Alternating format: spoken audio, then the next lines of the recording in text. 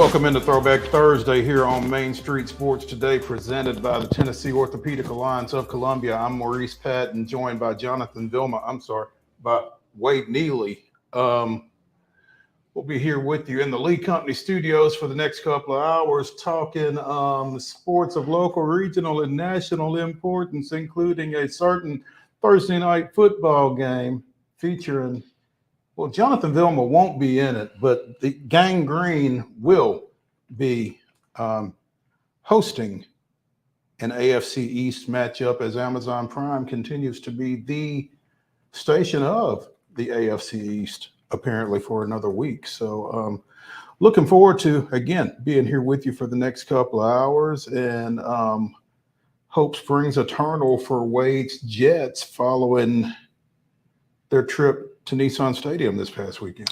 Jets fans are, the good news for folks that are tired of us, you only get to put up with us usually for about the first 4 weeks of the year. So and then we kind of 15 minutes of fame. Yeah, we kind of pipe down. Although this year, who knows?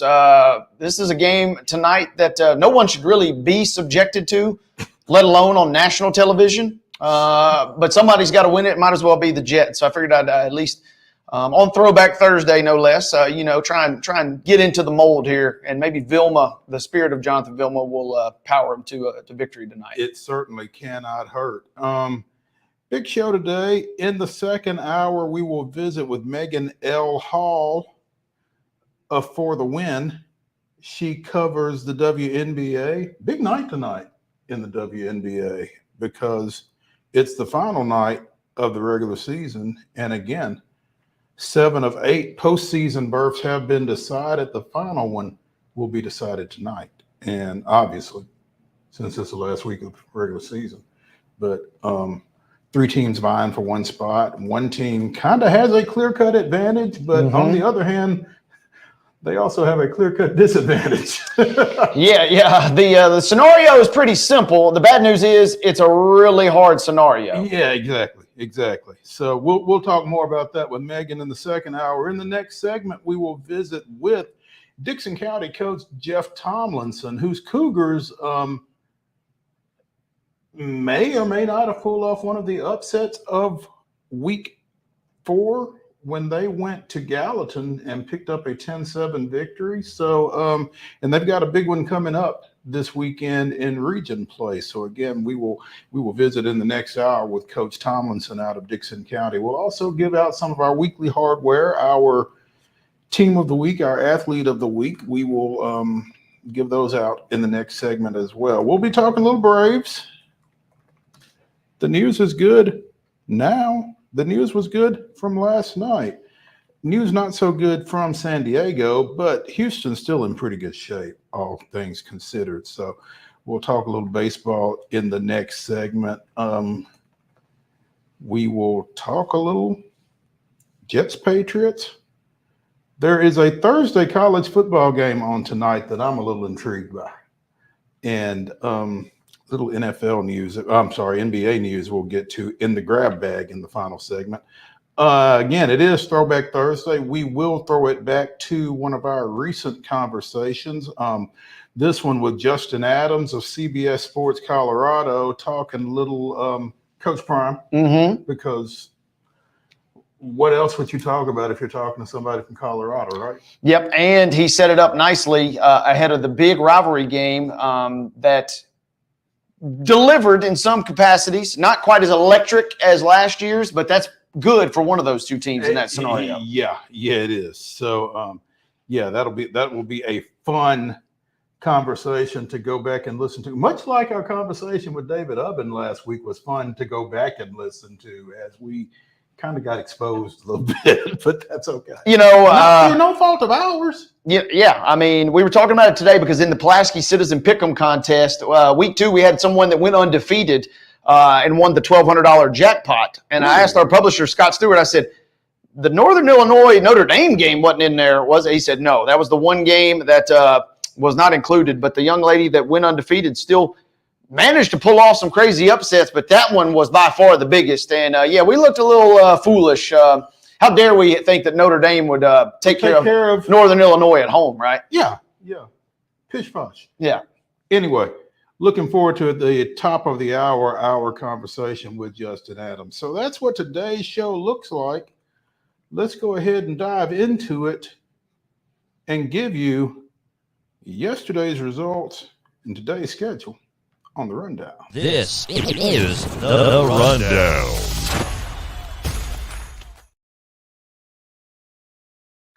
To the rundown we go, and let's get underway with volleyball action. Scores were limited on a Wednesday night, but we've got a few to dole out. And on the volleyball hardwood, it was Franklin Christian in a 5-set thriller, 3-2 over Spring Hill. Good win for Franklin Christian there. Couple of shutouts, however, 9-0 shutouts, in fact, on the girls' soccer side of things at Station Camp.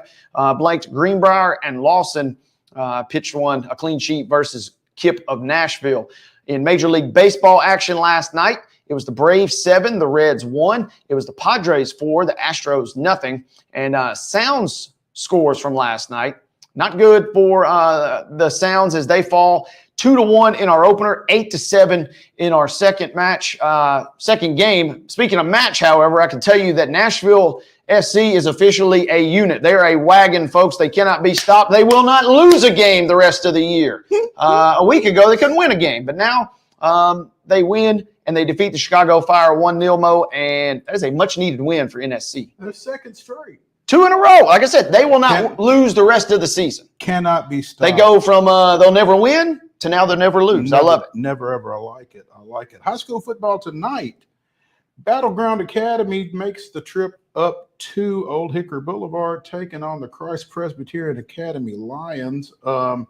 This game can be heard on Main Street Media Radio. Is that correct? MainStreetMediaRadio.com. Should be a good one tonight. CPA, really good team. PGA, we just talked to Coach Bentley a couple weeks ago. They're a really good team. Looking forward to a good broadcast tonight and a good game. The Golden Tones of Wade Neely, along with Jacob Underwood. Jacob Underwood will be in the house. CPA. They didn't mince words, though. I told him, Mo, I said, I visited your school several years ago when Giles County was in your region, and your press box was rather small then. And their good friend Harrison Applewhite said, it's still small. He said, but don't worry, we got you fixed up. We're going to roll out the red carpet as best we can, but don't plan on being indoors tonight. I said, that's okay. Yeah, tonight you can get away with that. Yes, yeah. Volleyball action this evening. 5 o'clock start for Houston County at Santa Fe. At 5:45, Providence Christian travels to Battleground Academy. Webb School of Bell Buckle travels to Columbia Academy. Middle Tennessee Christian is at Grace Christian of Franklin. At 6, Murfreesboro Central travels to Battle Creek. Cannon County hosts in Eagleville. Lawrence County goes to Coffee County. Gallatin takes on visiting Mount Juliet. Summertown is at Hampshire. Wilson Central goes to Laverne. Loretto takes on visiting Mount Pleasant. Culleoka is at Moore County. Oakland goes to Riverdale. Shelbyville travels to Spring Hill. Smyrna goes to Stewart's Creek. Tullahoma hosting Columbia Central. Lancaster Christian is at Zion Christian. Again, all of those at 6 o'clock. At 6:30, Blackman goes across town, taking on Murfreesboro rival Siegel. And time unknown to us, check your local listings. Ezel Harding is at Donaldson Christian. Again, double check on that one, but should be a dandy between those two teams. Girls soccer action bonus match today. We got a shout out, though. It is a big one. 2 of the top 5 teams in the NAI will play this afternoon in Pulaski. Number 5, UT Southern versus number 3, William Carey. These two teams have won the last 2 national championships. So this will be a big showdown tonight at 4 p.m. Back to high school now at 4 p.m. Christian Community is at Friendship Christian. It'll be CPA at Harpeth Hall. 4:30 tonight will be Middle Tennessee Christian at BGA. DCA is traveling to Davidson Academy to kick off our matches at 5 p.m. Also at 5, Culleoka at Loretto. Clarksville Academy at Goodpasture. St. Cecilia Academy is taking on Mount Juliet Christian. Middle Tennessee Fire versus Providence Christian at 5 o'clock tonight. Coming up, also we have Macon County at Springfield. Ezel Harding at St. Cecilia Academy. Now it takes us to 6 o'clock. At 6 p.m., you can see Harpeth at Cheatham County, University School of Nashville, who's right here taking on Columbia Academy. Franklin Simpson, that is out of Kentucky, will travel to East Robertson. Montgomery Central at Fairview this evening. Ballard Collegiate is at Franklin Road Academy. Kenwood is traveling to Glencliff tonight. Russellville, Kentucky at Greenbrier. It'll be Antioch at Smyrna, Creekwood at Sycamore, Giles County with a road trip over to Tullahoma tonight in region play. It'll be Grace Christian Franklin at Webb School at 6:30 tonight. You can see Watertown at Livingston Academy, and Lead Academy will be at Martin Luther King. 7 o'clock first touch for Nolensville at Brentwood. Also, Spring Hill traveling to Columbia Central at 7 tonight. Scroll. Come on. Clarksville Northeast is at Dickson County. I assume that's a 7 o'clock start. Also, the soccer version of the Bishop's Cup as Pope John Paul II goes to Father Ryan at 7. Murfreesboro Central is at Franklin County. Mount Juliet travels to Gallatin. Green Hill hosting Stewart's Creek. Beaches at Hendersonville. Centennial goes to Independence. Kirkwood hosting Clarksville Northwest. Merrill Hyde is at Laverne. West Creek is at Liberty Creek. One of the creeks will rise. Well played, sir. Good Lord willing. Rockvale is at Oakland at 7. Page goes to Ravenwood at 7. Blackman is at Riverdale. Shelbyville is at Siegel. Franklin will travel to Summit, and Ensworth will host Rossview at 7:30. That takes us into the bottom half of tonight's schedule. Men's soccer, the second half of that UT Southern William Carey doubleheader. UT Southern men are receiving votes. The William Carey men are ranked number 16. That match is set to begin at 6:30. If you want to watch that, you can go to utsfirehawks.com. They'll be able to hook you up. Holy moly, ladies and gentlemen, we got a Major League Baseball score. And what a score we have. Is this accurate? 11-2 in the top of the seventh. The Braves on top of the Reds, busting out the sticks. That game, the finale, the rest of that game can be seen on Valley Sports South. If it hasn't, been decided enough to your liking, correct. The Angels will be at the Astros tonight. That game begins at 7:10 p.m. on local television. The Sounds are taking on Norfolk. That game is also underway. Maybe we'll give you an update by the time we get out of here today. As we mentioned, final night of the WNBA season, and every team is in action. It should be a beautiful slate this evening. Atlanta at the Liberty at 6 p.m. on NBA TV. All the Dream got to do, Mo, is win versus the Liberty, and they're in. They can get in with a lot of other situations, but if they win, they are in. Win against the number 1 seed. Good luck. Yeah. That's all we're going to say about that. The number 1 seed. At the Liberty. Also at 6 p.m., Indiana, who's already in, taking on the Mystics in D.C. The Mystics, one of those 3-4 teams vying for the final spot. 3 teams vying for that final spot, 6 p.m. on Amazon. Chicago also in that mix. They're at Connecticut tonight at 6 p.m. The Sparks are at the Lynx at 7. The Storm are at the Mercury tonight at 9. And also at 9 tonight, it'll be the Dallas Wings at the Vegas Aces. Couple of different seeds are up for grabs. We'll go over that a little bit later, but it's going to be a fun final night in the WNBA regular season. NFL action tonight. The Patriots at the Jets. Tom Brady is not there. Aaron Rodgers there for now. Good Lord willing, as you said a moment ago, we'll see how the game plays out. But 7:15 tonight, game can be seen on Amazon. Should be a good one. And that takes us, ladies and gentlemen, to the end of our schedule and concludes today's rundown.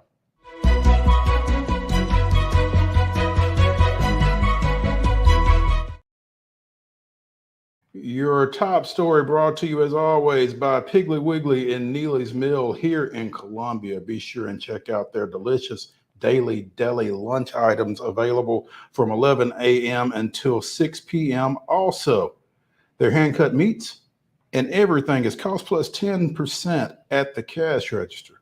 Piggly Wiggly, Neely's Mill, Columbia, bringing you our top story.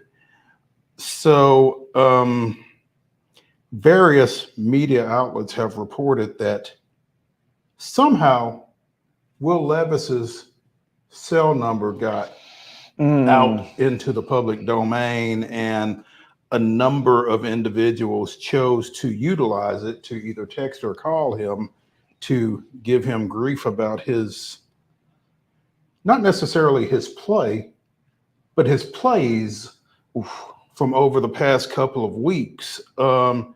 To the point that he changed his number yesterday.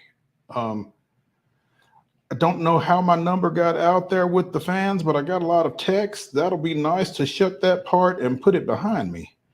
haven't opened social in the last couple of weeks. I just think that's the healthiest way to go about it. I don't want to or care to hear any of the things people say about me, and I'm just going to keep chugging along regardless of what they say. It sucks that the world is the way it is, and I'm looking forward to having some privacy. Now, Will Levis is not immune to the criticism for the boneheaded plays that he made both against the Chicago Bears and against the New York Jets. Those were plays that were made in an effort to do too much, but sometimes you got to live to play another day. And again, as David Cutcliffe said, any play that ends with you still in possession of the ball is a good one. Levis had a couple that did not end that way. That said, this type of behavior from a fan base is unacceptable. Yeah. This is tough, and man, I mean, it's 2024. I'm honestly, in a weird way, kind of surprised you don't hear about this more often. Well, I don't know how the information gets out there, though. I mean, how do you get Will Levis's phone number? I mean, that is a great question. That's kind of what I'm wondering, right there. I mean, it just feels like we have access to more information now than ever, and all it takes is one person to drop some random social media, or even inadvertently, if you're just hanging out with Will Levis or you're randomly by him and his phone randomly flashes a number, things of that nature. I mean, the internet sleuths are out there. Yeah, and it's unfortunate. And once it gets out there, it is not.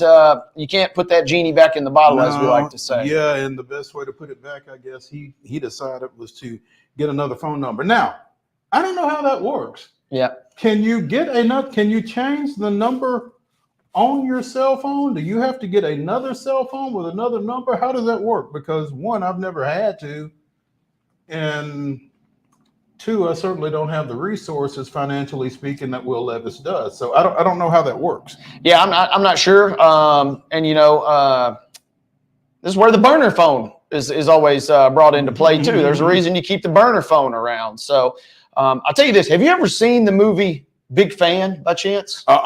It sounds 2009. Patton Oswalt is in it, and it's Giants Eagles.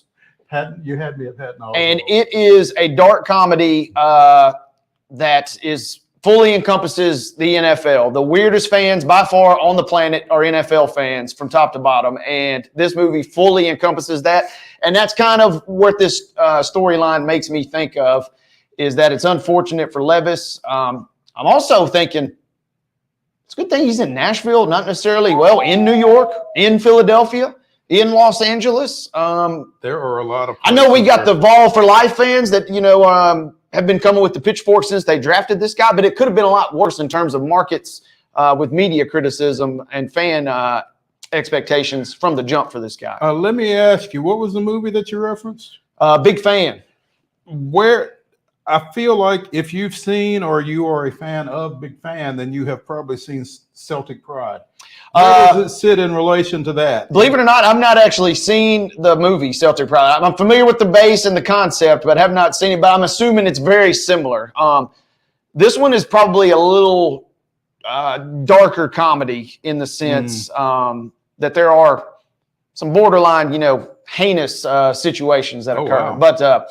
But it is, like I said, it's a comedy. Patton Oswalt is good there. So maybe Celtic Pride. We'll swap out.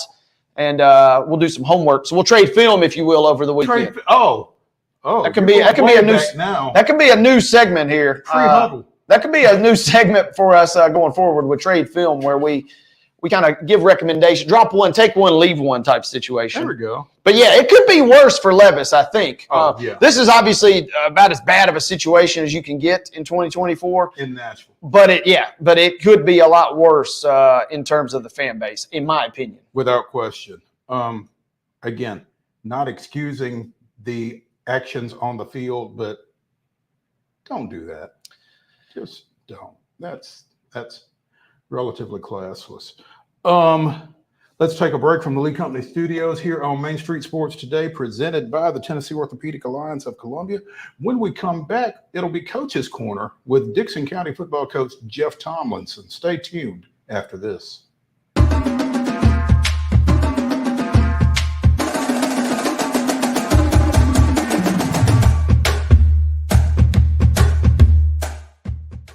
Whether you're an athlete or a weekend warrior, when it comes to your performance, don't settle for anything less than excellence.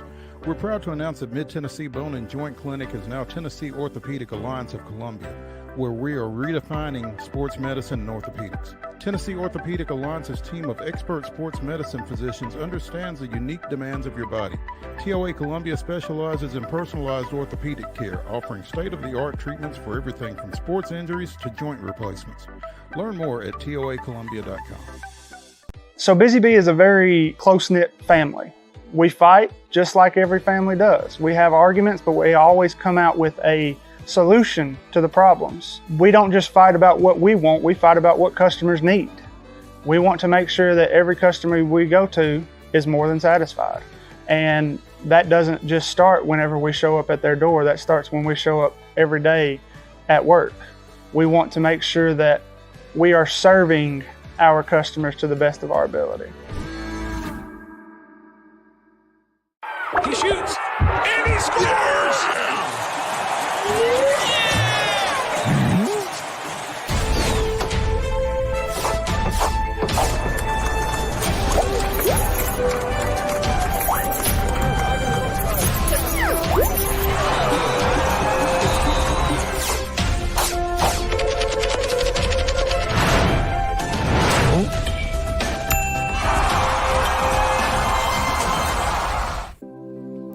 Custom Stone Handler supplies over 600 distributors and suppliers with quality stone products. Along with River Stone, we produce and distribute over 100 building, landscape, and other bulk products. Our goal is to provide quality products, service, and partnerships to ensure our customers' success. We firmly believe that the measure of any person or company is how they treat other people and customers. Give them a call at 931-490-4990 or visit CustomStonehandlers.com. With Lee Company technology, the best handymen are hands-off. Lee Company techs have been using visual findings and other smart technology tools for years to add transparency and virtually take customers along. You see what we see, whether we're in a crawl space or on a roof. With Lee Company, technology helps us help you, no matter what's happening in the world or at your house. We thrive under the lights. A city of performers. Putting on one heck of a show. Headlining night after night. Welcome to Smashville.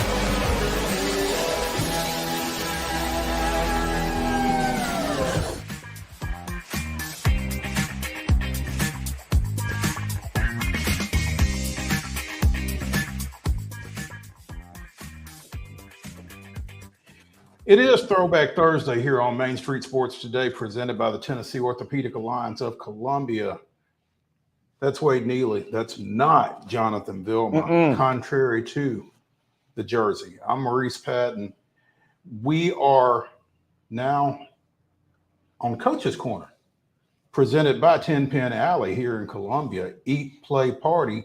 And we are joined by Dickson County football coach Jeff Tomlinson, who is efforting to get on the screen, but at this moment is with us audio only. So we will continue to see if we can get a face to go with the voice. But Coach Tomlinson, welcome to the show, and thank you for taking some time to be with us. Thank you guys for having me. I'm sorry I'm not real computer literate here, so I'm working, but my button says stop cam, so it's supposed to be video and right now, but I don't know why it's not. Oh, well, trust us. We will try and tush push you to the video if we can, but if not, at least we got the audio going. That's okay as well. So. Yeah, we can definitely hear you and definitely appreciate that. Coach, 2-2 to this point this season, heading into your, well, not your region opener, because one of your two was a 27-0 region win over Clarksville Northwest in Region 7 6A action a couple of weeks ago. But last Thursday night, you guys kind of had Thursday night to yourselves and a big win going on the road at Gallatin. And no matter what shape Gallatin is in, going to their place and picking up a victory is a pretty big deal. You guys did so to the tune of a 10-7 decision there to get to 2-2. And, 2 weeks prior, couldn't score in a 22-2 loss over at Columbia Central. What has taken place here over the last couple of weeks with the Cougars to kind of get you guys headed in the right direction? Yes, sir. Well, I mean, obviously we did struggle early in both of our first two ball games against Creekwood and Columbia of moving the football and getting points. And so us as coaches, we had to basically just sit down and say, look, what are our personnel? What do you think we can be good at? How can we put our kids in the best situation possible to succeed? And we made some changes in our scheme a little bit in some cases, and we also made some changes in some personnel to alleviate a little pressure off of a couple of kids. Like, for example, we had a couple of our inside linebackers was playing a lot of offense, and we let them focus on the defensive side of the ball now, and we're putting a little more emphasis on some other guys there on offense, and it seems to have worked so far. We've had a lot of success. I didn't say a lot, but we've definitely had more success the last 2 weeks, and we're getting better every week in the offensive side. They're coming together. They playing great as a team. Right now, which was also something we struggled at early, but they're playing for that name on their chest now, and it's really showing. And playing with some confidence, I would imagine, after this couple of weeks. I mean, things have been a little up and down for you guys since your arrival at Dickson County. What is this, your third year now? Is that right? Yes, we are in the third year. And 6-5 last year, a opening round out to eventual state titleist Houston. Struggled a little bit your first season as well, but do you feel like, and I know you don't want to put a whole lot into 4 games, but do you feel like maybe you're starting to turn a corner a little bit with this program? I think so. And that year 3, year 4 is when you really want to see it. And I think you can see it more at practice. You can see it more in the way the kids carry themselves, the confidence that they have in their abilities. Now, when they walked on the field at Gallatin the other night, previous Dickson County teams would have been, playing not to lose. Well, we didn't play not to lose. We played to win. And they walked on that field confident in their ability to win. And again, like you said, a Gallatin's always that tough team, no matter what their record shows or what they look, how they are from year to year. And, my dad actually made that comment 2 or 3 weeks ago. He said, you've had some progress and you've made some changes of different things, and y'all have won the games you're supposed to win, but you don't have a statement win yet. And in order for this program to move forward, we need, you're going to have to figure out a way to beat somebody that maybe you're not supposed to, or at least somebody that you're not expected to. And I think that happened last Thursday. And so we can build off of that. And we look forward to what's to come now and how we can move forward after that big win on Thursday. Dad didn't sugarcoat it, did he? No, he didn't. And that's what I said. I was like, thanks, Dad. Good grief. I'm not trying to do, I'm working here and we're trying to get this team better. And you just come right out and say, well, you ain't done nothing yet, and he's right. And, I think now we're maybe starting to do that. Yeah. Friends like that, you don't need enemies, right? Yes, but but hey, at the same time, he's keeping it real with you. And that's kind of what parents do. So kudos to him for saying it, even though it wasn't necessarily what you wanted to hear at the time. No, it's exactly what we needed to hear, though. Yeah, well, there you go. Again, big one coming up tomorrow night. Kirkwood undefeated. Yeah, absolutely. Chad does a great job. Coach Watson over there has done a great job with that program, and they're a well-rounded football team, playing great on defense and not giving up any points, and an offense that can throw it and run it. So he's really got that thing moving in the right direction. They're a year older and stronger than they were last year. Last year's first year in program history, and you could tell that of their youth, but they don't have that now. They're not a youth football team anymore. They've grown up, and they got plenty of upperclassmen that can play, and some of them have already received offers and scholarships from places around the southeast or the country, and it's going to be a tough test for us for sure. I really do. I like the matchup, though. I think it'll be a great football game. I think it'll be one for, especially in that area, that Clarksville area. If you're coming out to watch a football game and you want to find one to come watch, that's the one to go to. And it should be a lot of fun tomorrow night. A lot of orange in that one. Yeah. We'll be in white. So, but I tell you what, we wore our blue pants last week because we was afraid of the weather and the rain. We didn't want to go all white because we didn't want to have to wash those white pants. So we might be in blue pants again tomorrow night just because you're not superstitious. You're just a little stitious, right? Yeah. I love the practicality of last week. Hey, if we could go out and we'd look okay in these, but do we really want to take the time to wash all this after? Yeah, that's right. Don't think it didn't cross our minds. Like, look, and the reason we played last Thursday, obviously, we thought, well, if we play in the rain, maybe it wouldn't have rained very long, and the field conditions would still be in great shape versus it raining for 24 straight hours and trying to play it on Friday. But either way, neither one of those things occurred or happened, so we could have played it at any time and been perfectly fine. But yeah, you never know. We'll probably be in blue pants tomorrow night. Jeff Tomlinson, Dickson County football coach, joining us here on Coach's Corner, presented by 10 Pin Alley Eat Play Party. Jeff, you came to Dickson County again 3 years ago after having a very successful tenure up at Montgomery Central. Yes. And there were questions in some circles, I guess, given the success that you had at Montgomery Central, given the lack of success over a lengthy period of time that Dickson County has had on the football field.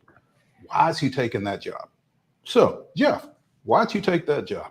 I felt like, and I love Montgomery Central. Don't get me wrong. I love the community. I love the school and the friendships that we made there, the kids, the way they work, their hard work that they put into it. I just felt like that we were in a situation where it has grown as big as it could grow. And we were playing 4A, which would, trust me, we were playing the top-notch 4A with Pearl Cone and Tullahoma and, Marshall County. So it wasn't like we weren't playing great competition, because that was that's some of the toughest competition around, no matter what class. But I was ready for a new challenge, and going to a 6A school in Dickson. I was familiar with the Dickson County area. I grew up not too far from here. I'd coached at Creekwood for a little while, so I had some friends and some colleagues around here that was, that I was comfortable with Coach Daniel and, both Coach Daniels, Coach Dwayne Daniel, who was at Cheatham County for a while, and then Coach Chuck Daniel, who was at Creekwood when I was there. And I just thought it was an exciting situation for me, and a new challenge, and I was ready for a new challenge, and so that's kind of where it went from there. And I've pulled my hair out the last 3 years, but I've also enjoyed every minute of it, trying to rebuild this program like we did at Central. Coach, I wanted to ask you just kind of simply, you guys got to go on the road again after such an emotional, hard-fought game and physical game last week. And it sounds like you've learned a lot already about your team. But what's maybe one or two things you would like to see, win or lose, your squad execute tomorrow night? Probably the biggest thing, we played a very complete game the other night in terms of all three phases of the football game. But there's two things that really, I guess, that we would like to see us do a little bit better job of. And one of those is in the special teams area of being able to capitalize when we get inside the red zone, whether it's field goal or whether it's a touchdown on the offensive side. So, we didn't capitalize. We didn't statement drives. It's 10-7 the other night, but it really could have been 21 or 24-7 just as easily if we can capitalize inside the red zone. So that's one thing that we've got to that we've definitely got to work with, and from a special teams and an offensive standpoint. The other side of that is playing with that confidence, or just continue to play with that confidence and continue to carry a little swag. You don't have to be cocky, but you do definitely need to you need to have a little bit of a swag in your game, especially on the defensive side, and know that, you know, when you walk out there defensively, that you're in control of the football game, and we want our defense to play like that. And I think we did when we were back at Central, and that was what we kind of hung our hat on our defense, and we try to do the same thing here. You know, I want that defense to take that role and say, all right, I'll take the responsibility of being the face of this the football team, and that's what we're looking for. Yeah, 7 points the last 2 weeks. You mentioned kind of the defense at large. Whether it's offense or defense, what unit, if you want to shout out anybody, who maybe you most proud of at this point in the early part of the season, individually, I guess, on either side of the ball? The greatest, the best part about our defense right now is there's three phases to it. Obviously, the defensive line, the linebackers, and the secondary, and they've all complemented each other really well. We are very senior heavy in the back end with our secondary. Our corners, safeties are senior heavy. Ben Hongsermeyer, who plays corner for us, had an unbelievable night the other night against Gallatin. Had 4 pass breakups, 2 of which could have possibly been intercepted. One of them, I'm glad he didn't intercept because it was on a 4th down. It saved us about 15 yards where he had a diving. It was a diving play where he broke a play up. But he had an outstanding game at his corner spot. And then the group that I'm probably most proud of is the group that's the youth movement at linebacker. We start 3 sophomores right there in the middle of linebacker, and they have played outstanding in what role we've asked them to play. And, that's Martez Stewart, Quincy Blue, and Hunter Webb. And they've really done a good job. Now, you can't. They've done a really good job because the D-line has done their job too. Right. And so, they're doing their thing up front and keeping our linebackers free and clean and letting them run. And it's really, like I said, they've complemented each other well. So especially the last 2 weeks defensively, if they can keep playing like that, we will. Our defensive unit is really tough to handle. Jeff Tomlinson, football coach at Dickson County, joining us here on Coach's Corner, presented by 10 Pin Alley. And Jeff, when you're facing a quarterback like a Michael Strout, you've got to be sound on the back end. And so to get that kind of performance out of your secondary last week was really kind of critical, I would imagine. Yeah, absolutely. And again, I think that back end will tell you they were thankful for the 3 guys up front, and we actually 4 because we got 3 down linemen, but we're bringing pressure from somewhere. Either we don't know where, because it's coming from somewhere every snap in a different place. But the game plan for us was to pressure him straight up the middle and push him out of the pocket, put pressure right in his face and get him on the move. And they did a good job of doing that, which threw off timing routes and threw off things in his time and in the game. It did burn us a few times with him scrambling for 8, 10, 12 yards, but we were willing to risk that versus him letting him be comfortable in the pocket and throw it down the field. But yeah, the back end played extremely well.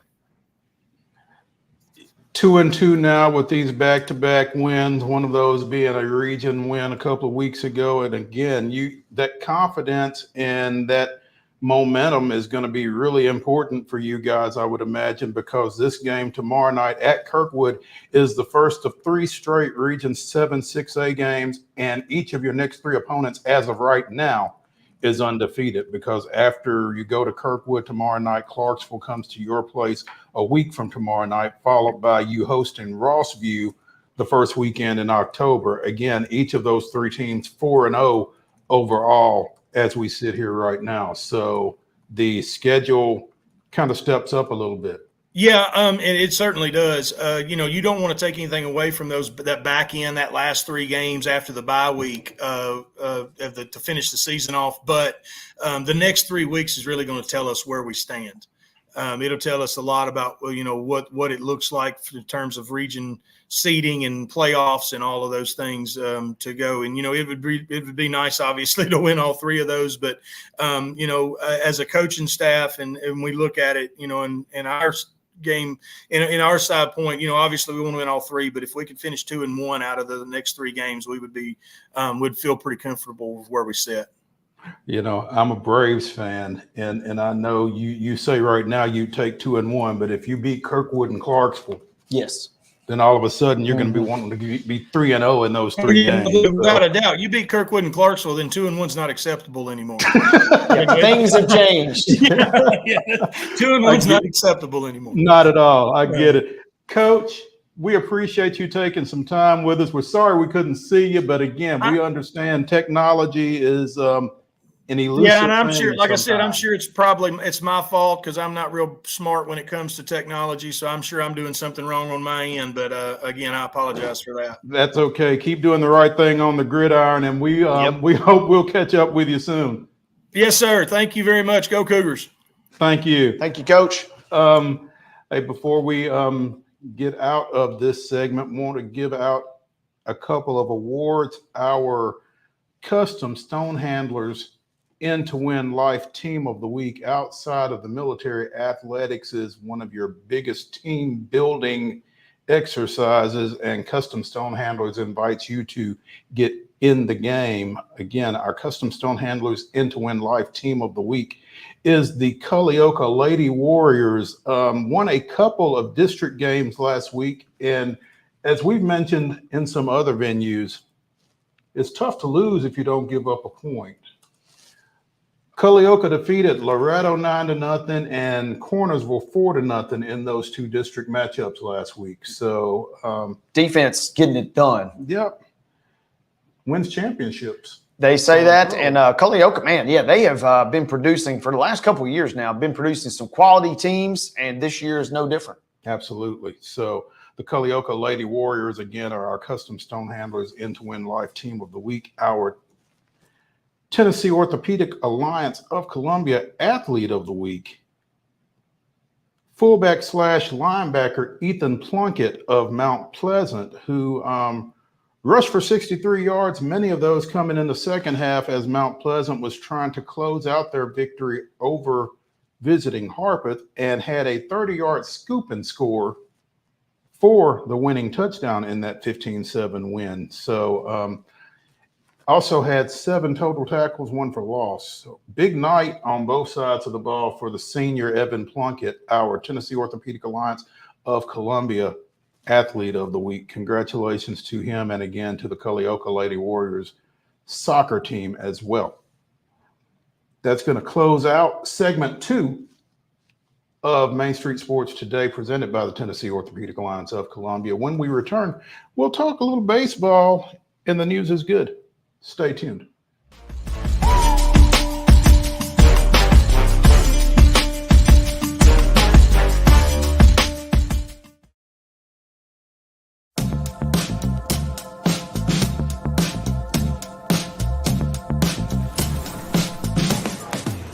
Do you want to be a bad man? Yes, you do. Do you want to taste sweet salvation underneath the summer moon? Do you need another hand now? Yes, you do. Go see Miss Josie down on Columbus Avenue. All right, Columbus Avenue.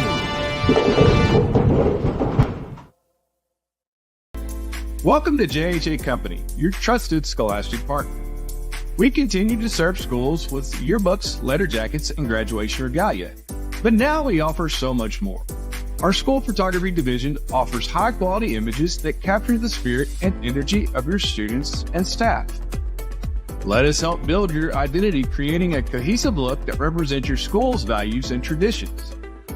Our e-commerce solutions make it easy for schools to manage and sell their branded apparel online. Let's work together to make every school year unforgettable. Visit our website or contact us today to learn more. JHA Company, celebrating achievements, building identities, and creating memories. So Busy Bee is a very close-knit family. We fight just like every family does. We have arguments, but we always come out with a solution to the problems. We don't just fight about what we want, we fight about what customers need. We want to make sure that every customer we go to is more than satisfied. And that doesn't just start whenever we show up at their door, that starts when we show up every day at work. We want to make sure that we are serving our customers to the best of our ability.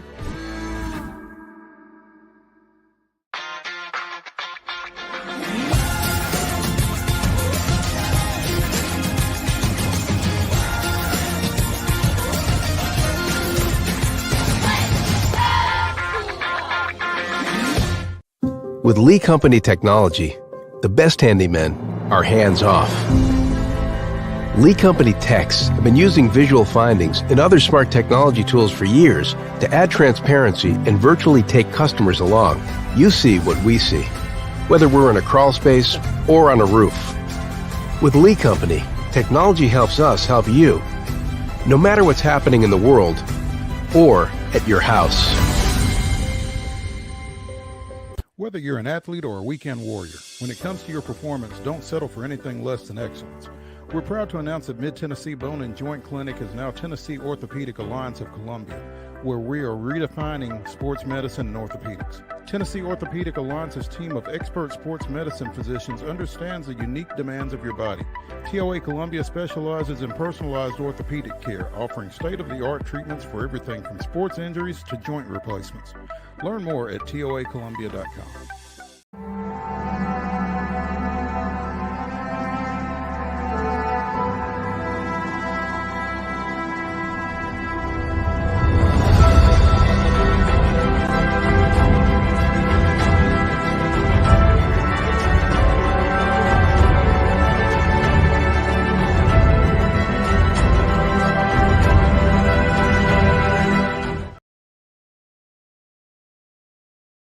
With the Braves' 6-0 win over visiting Philadelphia, Bobby Cox became the 12th manager in Major League history to win 1,800 career games.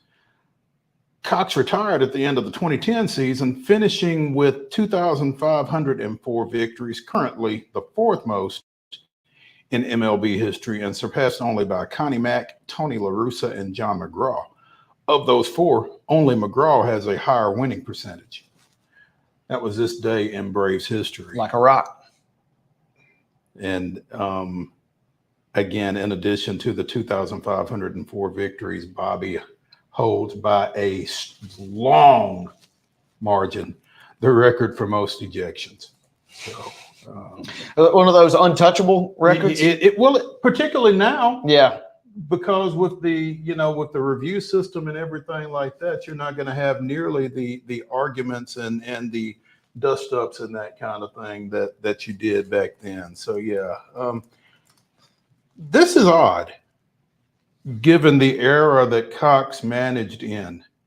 His career record is 2,504 wins, 2,001 losses. But he's credited with 3 ties. How many All-Star games did he do? I don't know if that he had a tie in 1981, apparently, in 1984, and in 2002. And I don't know how that works. Now, 81 was a strike season. I don't know if that had anything to do with that or not. But that's odd. 84, he was with the Blue Jays. 2002, he had returned to the Braves by then. But yeah, Bobby Cox, 2,504, 2001, and 3 all time. That's like, who's it? I think Nick Saban has at least 1 tie on his college record, which is always kind of funny. And I guess that was before they enacted. College record, 292, 71, and 1. And I think he tied like Purdue when he was at Michigan State. I think was who that was. It's random. Anytime they flash that, it always kind of just, you take it back to that kind of distant era, it feels like. But that was a real thing back in the day. Yeah. But the MLB one, that's kind of a real head scratcher. I don't even know how that happens. I don't either. Yeah, it's intriguing. If anybody wants to look that up and get back to us, feel free. You know where to find us. We mentioned the Sounds are at Norfolk. They continue to struggle in Norfolk, losing 8-4 in a day game today.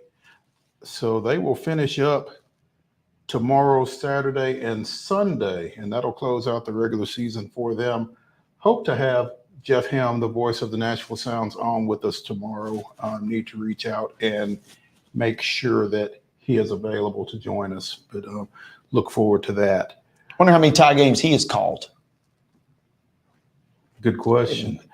Over under set at half a game. There we go. Has he done one? I think I'm going to take the under. Yeah, I'm taking the under. I'll have to ask him that though. See, maybe he probably knows the exact situations that occurred in 81, 84, and 2002. Jeff is a very knowledgeable individual. It would not surprise me if he did. Braves bounced back from their disappointing 6-5 loss Tuesday at Cincinnati with a 7-1 victory last night, and they lead this one 12-3 in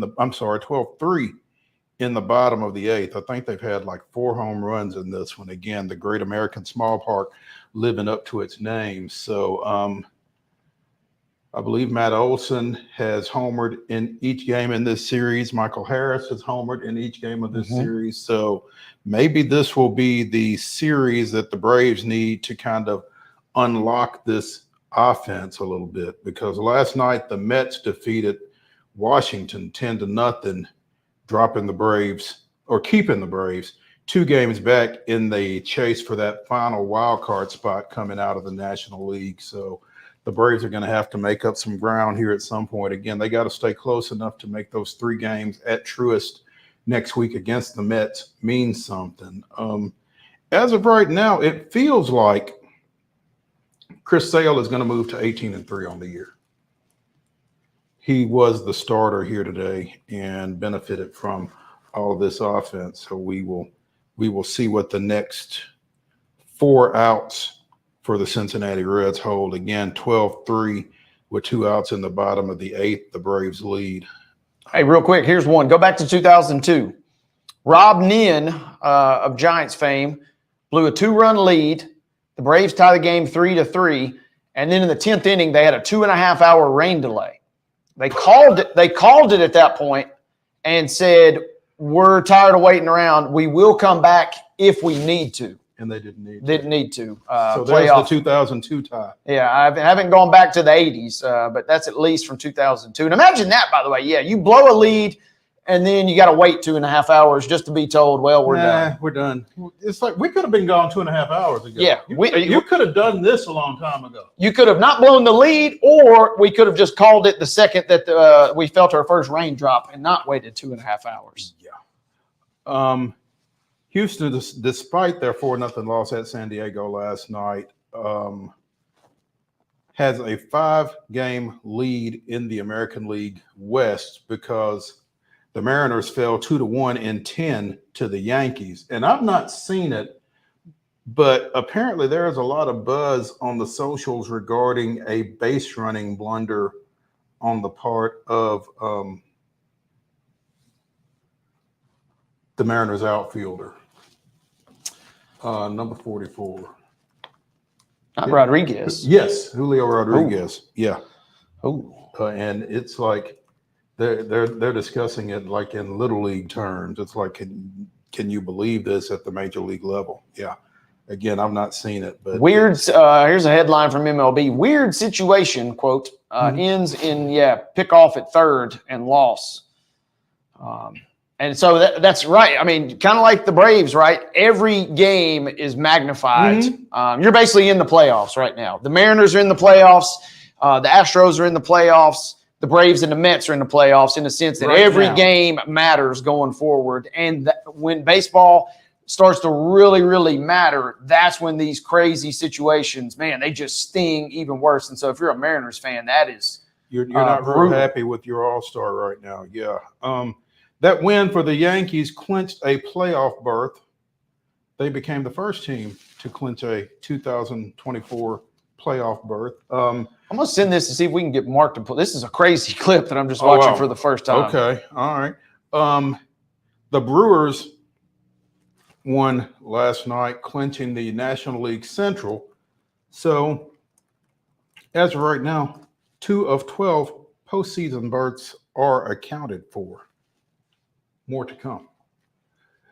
We mentioned Ryan Weathers yesterday making his first start coming off of the injured list. He went 4 1/3 innings yesterday, gave up 8 hits, 5 runs, 3 home runs, struck out 5 as the Dodgers defeated the Marlins 8-4. But again, nice to see those numbers taking place at the major league level for the former Loretto High School standout, who again was rolling before the finger injury on his left hand that he sustained mid-season, back before the All-Star break. Yeah, I mean, we wondered too. Number one, you're coming off the injury. Number two, yesterday we talked about it. You thrown right into the fire. Yeah. Here you go, buddy.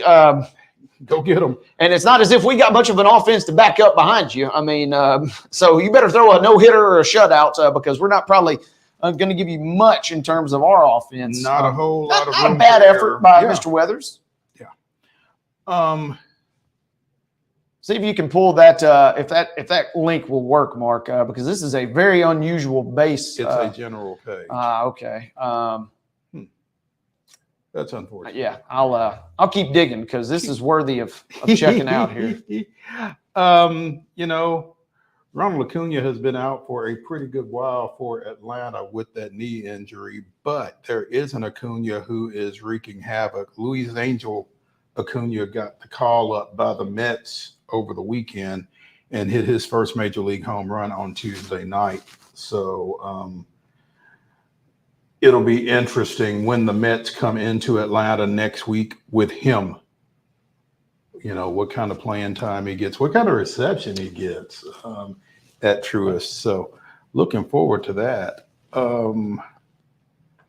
Finally, well, two things. One, Craig Kimbrell was designated for assignment by the Baltimore Orioles last night. And they're talking like this may be it for him. Kind of getting to that point in his career. Closer for the Orioles wasn't closing. That's never a good sign. No, and honestly, he's one of those guys that's kind of you scratch your head and you're like, man, he's still getting it done. And I suppose. And he's got some relatives in southern Middle Tennessee, being from North Alabama. A couple of folks in Pulaski with some kin folk, if you will. So kind of kept tabs on him. But yeah, it's kind of one of those that I was kind of more so shocked that he was still around. As good as he's been, Father Time, eventually he is undefeated. Yeah. And even at 36, it just felt like feels like those folks that are just really those flamethrowers too. I mean, that goes out quicker than Nolan Ryan accepted. Yes, yeah. Other than that, you're good. So hopefully it's not the end of the road unless he wants it to be, and maybe he'll get another shot, and we'll go from there. We have the video. All right, check this out. This is Julio Rodriguez. He's at third base. Okay. Runners lead, 2-2. Swing and a miss. Oh. And the ball is thrown to third, and they get J-Rod. So the batter swings, misses, tosses his bat by accident. And apparently J-Rod was off the bag and just watching the play, I suppose. And the ball is thrown to Which, I mean, hey, if I'm the third and the bat's coming toward me, I'm getting out of the way too. Well, I mean, it faked out the cameras as well. So, but yeah, oh goodness. I'd like to see another angle. I couldn't find one on short notice because, I mean, if a bat is coming at me, I don't care where the ball is. I'm moving out of the way of the bat. But you got to be moving back. But back toward the bag. I guess that's a fair point, right? You can avoid the bat while standing safely on the bag. Yeah. No one says you got to be 5 feet off the bag. So the Mariners, for them to lose like that, that is tough. And that puts them 5 back in that division in the West. And so in a perfect world, growing up, I got a soft spot. I think everybody in the 90s got a soft spot for the Mariners because of Ken Griffey back in the day. So frustrating. You'd like to see them. I would like, in a perfect world, them and the Astros to make the postseason, but I don't think the world is perfect right now because the Central is going to gobble up a couple of bids, it looks like. Yeah. And so the Mariners, that might be the one that breaks them 5 games back now. Wow. The White Sox went 10 innings with the Angels before losing 4-3 last night. They are now 36-117. In order to not tie the 40-120 Mets of 1962, the White Sox have to win 7 of their last 9. At no point this season have the White Sox won 7 of 9. Yeah, what's their longest streak? It's got to be like 3 games. I don't know 4? What their longest winning streak is, but they have lost 12 or more on 3 different occasions this season. Oof. So, I mean, this record is going to go down. Let's see if we can find this here. Longest win streak. I don't know that this list that I'm finding has them on there. This list bottoms out at 5, so I don't know if. So it sounds like they've won 5 straight. No, I'm saying they're not on this list. So the last place is. They did win 4 games from May 8th through May 11th. That might be their longest. Were the Braves in that stretch? These are that's a good question. Apparently, the longest MLB streak this season is the Twins with a 12-game stretch from April to May, 22nd to 4th. That's only double digits. The Guardians, the Mets, and the Astros, the Guardians and the Mets have 2 9-game streaks. But yeah, this list goes all the way down. Obviously, multiple teams have won 4 or 5 games multiple times in a row. But the White Sox have not. They're not on this list. They're basically like, if you hadn't won 5 games, we don't acknowledge you, and they're not on this list. There we go. Mark says he's found a better angle to the Julio. Let's see if we can get some more behind this here.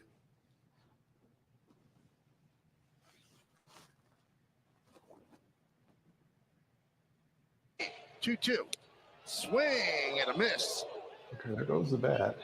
And the ball is thrown to third, and they get J-Rod. Oh, what a happenstance. Rosarena strikes out, lets go of the bat. Rodriguez trying to get out of the way, straight too far off of third, and then the quick throw to Chisholm for the double play. Wow, this is amazing right here. You watch this great pitch, and there goes the bat, and Rodriguez gets out of the way. But the only problem is... Oh, man. 2-2. Strike him out. Throw him. Yeah, that's tough. Man, that is brutal. That's brutal. I mean, he was halfway to the dugout. The White Sox won 3 straight from the 14th to the 16th just here recently. 2 over Oakland and the opener Monday night against the Angels. That's their longest streak of the second half of the season. They got the Padres, the Angels, and the Tigers to close it out. That 7 to 9 ain't happening. 7 to 9 is not. Call me a naysayer, but no, I'm not feeling it. Let a naysayer know. Come on. We're a little over for hour number 1 of Throwback Thursday here on Main Street Sports Today. So let's go ahead and take a break from the Lee Company studios. When we return, again, it is Throwback Thursday. We will be throwing it back to a recent conversation with Justin Adams of CBS Sports Colorado. So stay tuned when we come back from this break.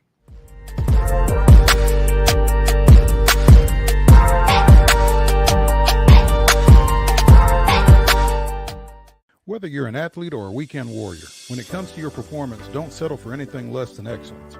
We're proud to announce that Mid-Tennessee Bone and Joint Clinic is now Tennessee Orthopedic Alliance of Columbia, where we are redefining sports medicine and orthopedics. Tennessee Orthopedic Alliance's team of expert sports medicine physicians understands the unique demands of your body. TOA Columbia specializes in personalized orthopedic care, offering state-of-the-art treatments for everything from sports injuries to joint replacements. Learn more at toacolumbia.com. With Lee Company technology, the best handymen are hands-off. Lee Company techs have been using visual findings and other smart technology tools for years to add transparency and virtually take customers along. You see what we see, whether we're in a crawl space or on a roof. With Lee Company, technology helps us help you, no matter what's happening in the world or at your house. Jones & Lang Sporting Goods here in Columbia has been outfitting teams, officials, and anybody else from T-ball to college for 50 plus years. Be sure and check them out at 931-388-8060 or online at jonesandlang.com. Jones & Lang Sporting Goods, the look of a winner. Zion Christian Academy, zioneagles.org or 931-388-5731. You can schedule your appointment. Go tour their campus. It is beautiful over there, and you're definitely going to want to see it. Again, it's zioneagles.org. Give them a call, 931-388-5731, and schedule your tour today. So, you want to be a part of the Busy Bee team, huh? Well, how do you see yourself fitting into the organization? Oh, I get it. You want to be a weather bee.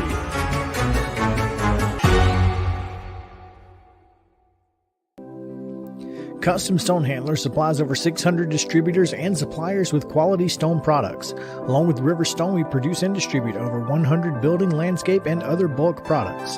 Our goal is to provide quality products, service, and partnerships to ensure our customers' success. We firmly believe that the measure of any person or company is how they treat other people and customers. Give them a call at 931-490-4990 or visit CustomStonehandlers.com. Piggly Wiggly, located in Neely's Mill Shopping Center, is Columbia's locally owned and operated Cost Plus 10 grocery store dedicated to serving the community with low prices and smiling faces. Piggly Wiggly offers fresh, hand-cut meats daily as well as daily hot plate lunches from their deli counter.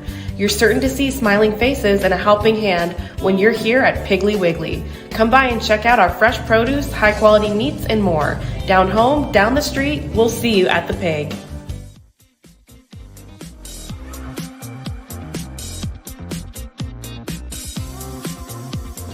We will visit with CBS Sports Colorado's former Buffalo, Justin Adams. So this situation is kind of hitting on a different level for journalist Justin Adams. So Justin, what's going on, man? How are you doing? Brother, I'm doing well. I did finally get all the red off my face from that Nebraska game. I went to Lincoln. I saw that. Yeah. You know, they got some really great fans over there. I describe Nebraska fans like this. If you're sick, they will go, man, give you some chicken noodle soup. They'll wrap you up in a blanket if you're cold. They'll kick up your feet, man, if you need something just to relax on. And then they'll put an 85-inch TV in front of your face while they're beating you by 50. That's exactly what they'll do to you. Will and did, huh? You know, Justin, the Deion Sanders era at Colorado began with obvious excitement and with good reason. Where are Colorado fans on the Deion Sanders experience right now?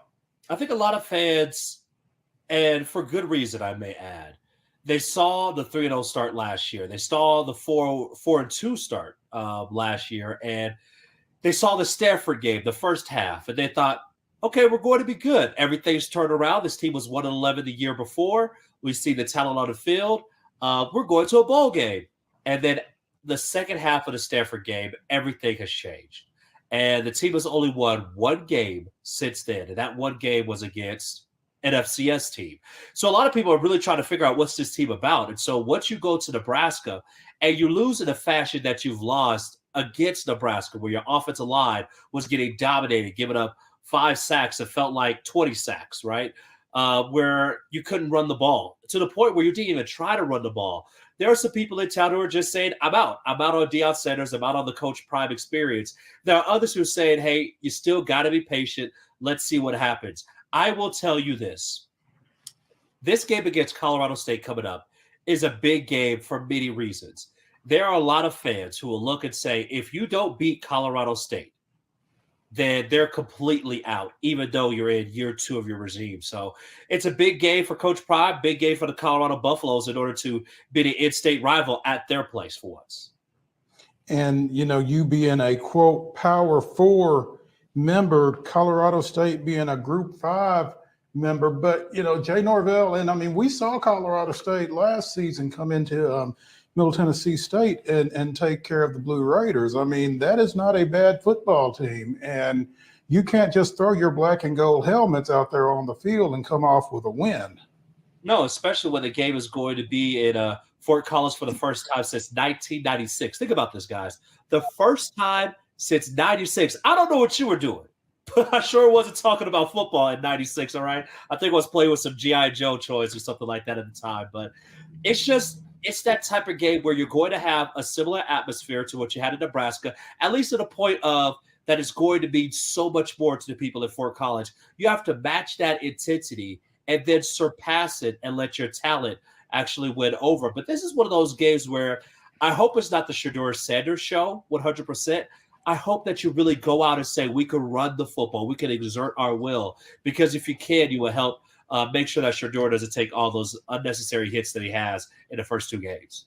Here's the thing, though. I mean, because when they had a chance to put that North Dakota State game away a couple of weeks ago, they didn't run the ball. They were up 5, and all they had to do was just basically run the clock out, and they're throwing the ball out to the perimeter because, you know, as we talked to David Ubben of The Athletic, who was in Boulder that night, they couldn't establish a push up front. I mean, for everything else and for all of the kids that have come in there during Deion's tenure, no offensive lineman?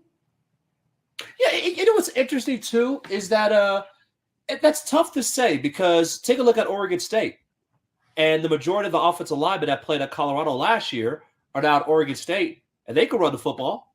Some of it's just a mindset type of deal. I mean, let's just call it what it is. Mm-hmm. Some of it is we understand that we have a nice quarterback. I get it, right? When USC had Caleb Williams, they want to throw the ball all over the field too. I get it. But in the same way, you still have to go and play the fundamentals and play complementary football. If you're not going to run the rock, you're going to leave your offensive line that hasn't gelled together at all. You're going to leave them at a loss, right? You're going to leave Shedeur Sanders on an island being ready to get tackled by anybody. And when you look at last week, for example, he couldn't step up in the pocket. When you have a big guy who's pushing the middle of the pocket, right? And you can't step up, then what's going to happen? You have the guys on the edges that are able to make plays, and then you get jittery in the pocket, and you have to go outside the pocket to make plays happen. And that's what we saw last week, and that's the reason why that Shedeur was sacked as many times as he was. So you have to make that a mindset. You have to say, we're going to run the football, figure out a way how to get it done, because at the end of the day, these are D1 athletes, and this isn't the first time that they have went out and said, we're going to run the football on somebody else and exert our will on someone else. Figure out a way how to get it done and do it this week. And Justin, I'm curious. 2 things can be true at once, and it feels like this program more than any program that could apply to, because Sanders, with his comments after the game about the play of the offensive line, you know, yes, maybe worthy of some criticism in the sense that he was kind of bashing some teammates, but his point was valid. He said, hey, Raiola didn't get hit. Did you see how many hits Raiola took? Look how many hits I took. I just find it fascinating that this team has got some obvious flaws, and they're trending kind of in the right direction, but because of the attention and the scrutiny, man, it makes it really tough to kind of solve some of those problems in real time, it feels like. It's really the microscope, right? That's on one thing, right? So it keeps you away from looking at all the different things that you actually have that's going right for your team. It keeps you away from looking and saying, hey, this is a defense that shut out a team in the second half. And don't get me wrong, like, we know that you're up 28-0, but last year CU was up 29-0 on Stanford. And how did that work out in the second half, right? So you still had a defense that showed up then and was able to apply their pressure, exert their force on Nebraska from there. But I'm of the belief that you cannot say that we cannot run the football if you do not try to run the football. Fellas, the running backs run the ball 5 times. 5 times. Think about that. 5 times in the first half. What are we doing? One of those times was 4th and 1, and you're running the ball out of shotgun. So let me get this right. You're going to run the ball out of shotgun, hand it off to somebody on a zone concept, and you're trying to pick up 1 yard, and you think that's going to work? What are we doing here? So that's where you look at what Nebraska was doing. They had jet motions. They had all these other different deals. They had so many different runs in their package. They were able to go and, again, I said it earlier, exert their force on the Buffs. What I would love to see from Colorado this week is to not just say that we're going to make a commitment to the running game. I would just say just do it. Figure it out. If it's pistol set, if it's under center, bring in a fullback, bring in a tight end. Heck, bring me in. I got 2 more years left of eligibility. I know I'm old and dusty and washed, but heck, bring me in. I'll help out, okay? Just bring somebody in the game. Finally try to run the football. And if you go 3 runs and punt, then guess what? You go 3 punts and run. And punt, 3 runs and punt, because it's not just about this game, but it's about when you get into conference play to be able to know that you can go up against the Kansas States, the Utahs, go on the road at Kansas, and be able to win those games. And I guarantee you, if you're just one-dimensional, I don't care how good your quarterback is, if you're one-dimensional in the Big 12, you will be beat, or we'll just call you Texas Tech, and we'll see how far they have gone in their program. Justin Adams of CBS Sports Colorado joining us here on Main Street Sports today. You know, as a former player, like I said, I'm sure this hits a little differently. Do you feel like watching what this has devolved into is a little bit more frustrating. Well, it's more frustrating because you see the talent. That's what's frustrating about it, right? Like, it's frustrating when you have a team that you know what they could do. You know that they're much better than what they showed you against Nebraska in a primetime game, and they, crap the bed that way. I hope we can say that, right? They did what my baby girl does in her diaper, right? She's 2, by the way. She's getting potty trained. But in any respects, it's frustrating because this team is close. And that's what it comes down to, is that this team can really do a lot of things. It's interesting, BJ Green, who's one of their defensive linemen, he doesn't have any sacks, and he came over from Arizona State. But he's the type of guy who can get a lot of sacks, and he says, look, we're just close. If I could go and cut down on my steps, if I could go and make sure that I just give myself a half second in order to get to the quarterback, those quarterback hits will become sacks. I feel that the same way with this team, is that if you put them in the right position to succeed, they have enough talent to make plays out there on the field. But again, you just haven't shown it yet. And you're still talking about a team that, going back to last year against Stanford, has had one win, and that's against an FCS opponent. I was just ready to ask you, Justin, from the national narrative, this has been kind of such a fascinating experiment from the jump. And, that game last year, I remember staying up super late to watch that double overtime matchup last year. I mean, it was absolutely electric. Now my question is, does the national media, does the national spotlight check out potentially with a loss this weekend in this Rocky Mountain Showdown?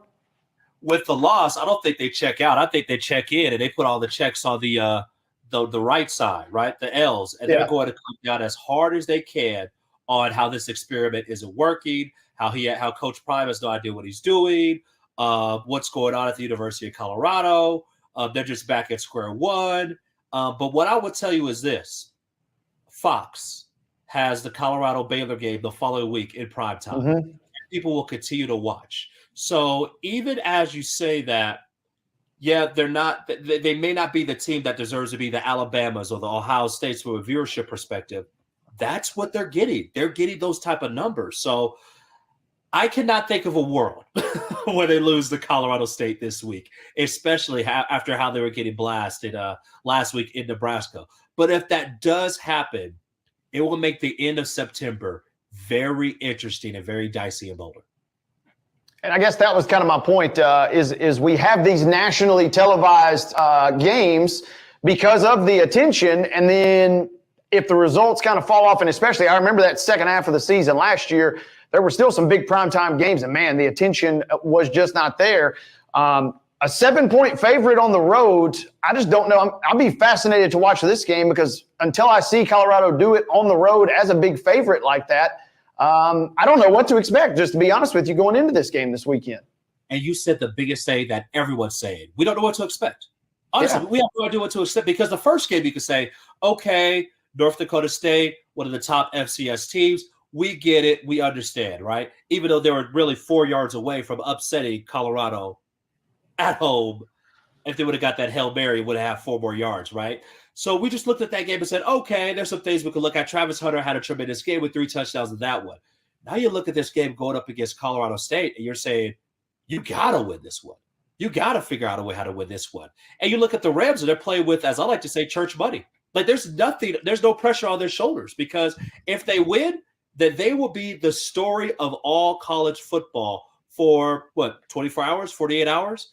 But if the Buffs win, then it's you did what you're supposed to do.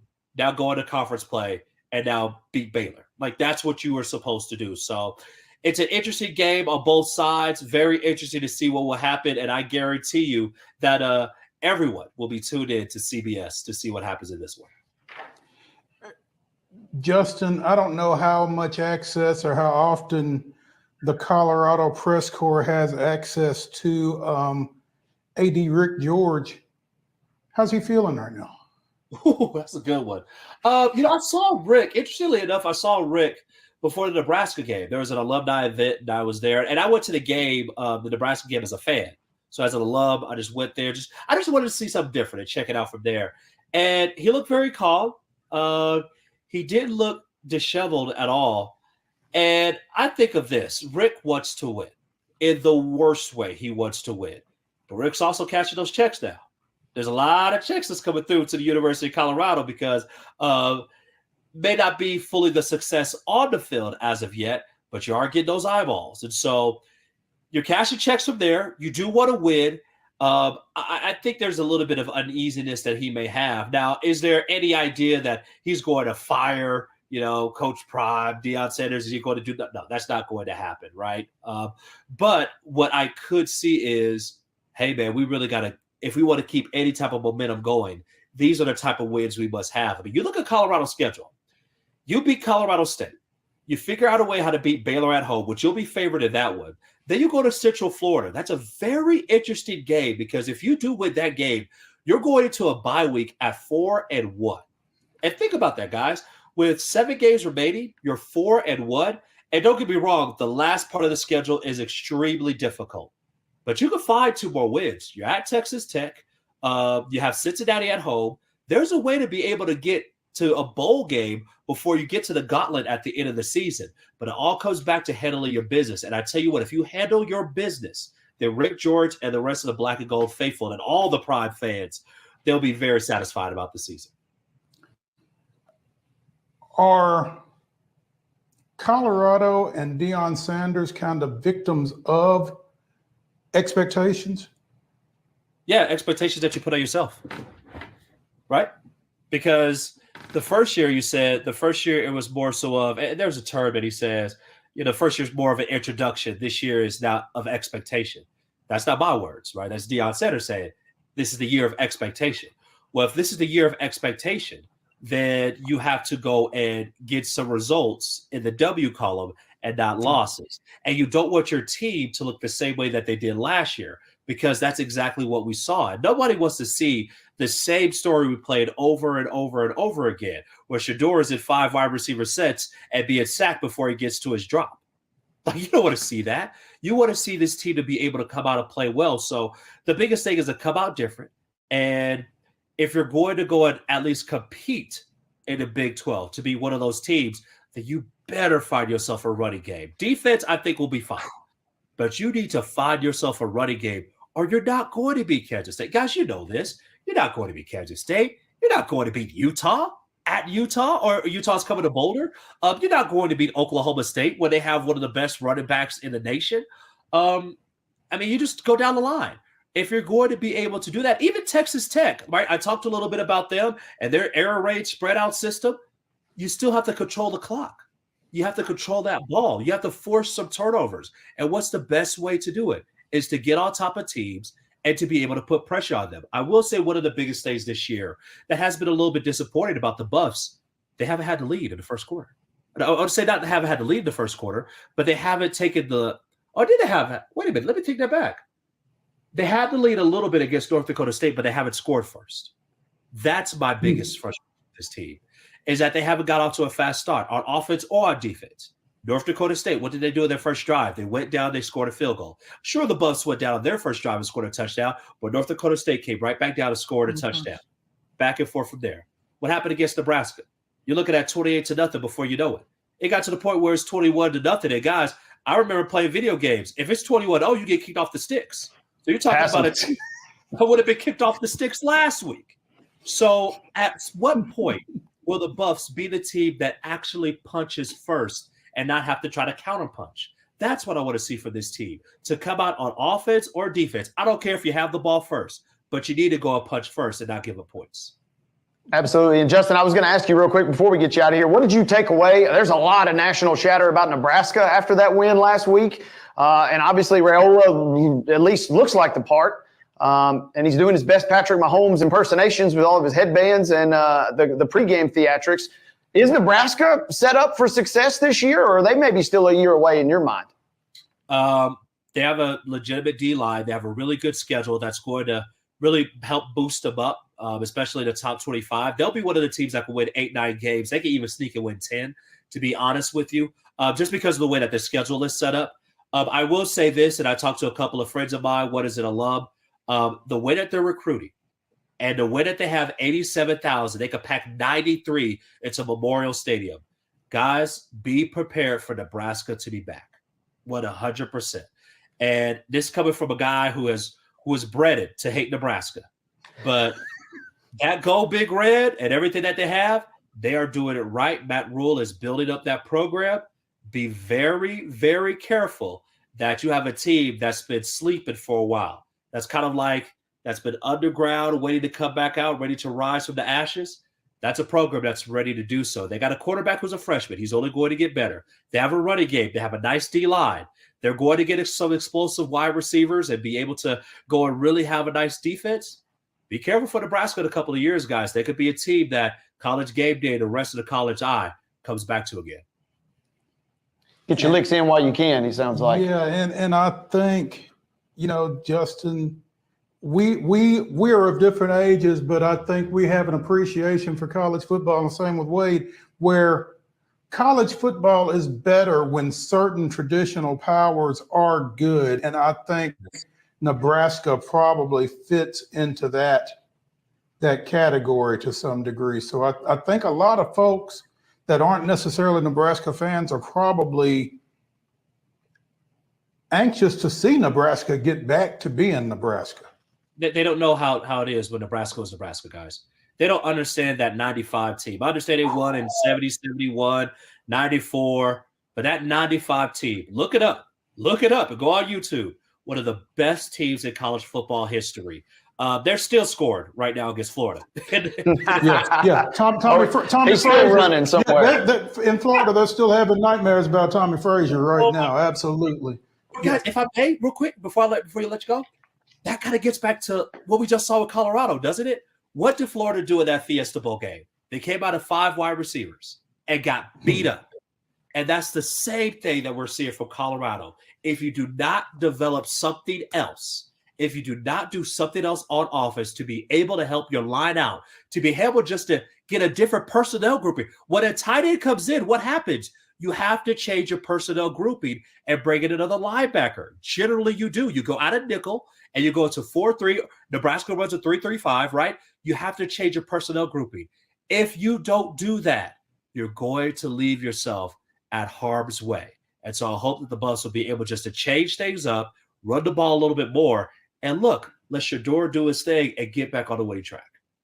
One quick thing before we let you go, and I know you went out there as a spectator, but Shedeur leaving the field early reaction was that's not a good look. There was later conjecture that there might have been an injury involved. Have we learned anything more about that? Was Shedeur injured late in that ball game, or did he just kind of throw up his hands and walk off? Yeah, Deion Sanders said today at his media press conference that it was for evaluation. And so to evaluate, because remember, a couple of plays earlier, right, he slid, and then there was a targeting call, and they just wanted to check him out to make sure that he didn't have a concussion. And so that's when he left earlier. And to be honest with you, look, you get beat the way that you get beat anyway. No. He went to the locker room. Go and celebrate. Do what you do. But it's all about him being able to go and take care of himself. So it was nothing like that, nothing unsportsmanlike. Awesome. Justin Adams of CBS Sports Colorado joining us here on Main Street Sports today, presented by the Tennessee Orthopedic Alliance of Columbia. Justin, we appreciate your time, appreciate your insight, and look forward to catching up with you again soon. Hey, fellas, I appreciate y'all. Hey, man, whenever I'm in Nashville, Tennessee, man, I'm going to give y'all a call, man. We got to jump on, do some lunch sometime. Do that. Come on. Do that. We'll get you on live. We'll set something up. Yeah. We will figure something out. Give us a shout. I love you guys. Be blessed, guys. Thank you, We'll talk Justin. to you.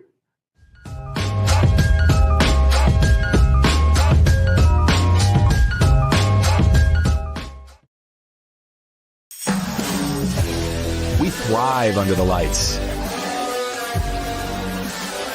A city of performers. Putting on one heck of a show. Headlining night after night. Welcome to Smashville.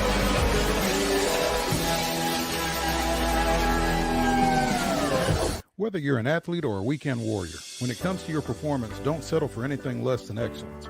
We're proud to announce that Mid-Tennessee Bone and Joint Clinic is now Tennessee Orthopedic Alliance of Columbia. where we are redefining sports medicine and orthopedics. Tennessee Orthopedic Alliance's team of expert sports medicine physicians understands the unique demands of your body. TOA Columbia specializes in personalized orthopedic care, offering state-of-the-art treatments for everything from sports injuries to joint replacements. Learn more at toacolumbia.com. With Lee Company technology, the best handymen are hands-off. Lee Company techs have been using visual findings and other smart technology tools for years to add transparency and virtually take customers along. You see what we see, whether we're in a crawl space or on a roof. With Lee Company, technology helps us help you, no matter what's happening in the world or at your house. Jones & Lang Sporting Goods here in Columbia has been outfitting teams, officials, and anybody else from T-ball to college for 50 plus years. Be sure and check them out at 931-388-8060 or online at jonesandlang.com. Jones & Lang Sporting Goods, the look of a winner. Zion Christian Academy, zioneagles.org or 931-388-5731. You can schedule your appointment. Go tour their campus. It is beautiful over there, and you're definitely going to want to see it. Again, it's zioneagles.org. Give them a call, 931-388-5731, and schedule your tour today. Piggly Wiggly, located in Neely's Mill Shopping Center, is Columbia's locally owned and operated Cost Plus 10 grocery store dedicated to serving the community with low prices and smiling faces. Piggly Wiggly offers fresh, hand-cut meats daily as well as daily hot plate lunches from their deli counter. You're certain to see smiling faces and a helping hand when you're here at Piggly Wiggly. Come by and check out our fresh produce, high-quality meats, and more. Down home, down the street, we'll see you at the Pig. He shoots, and he scores!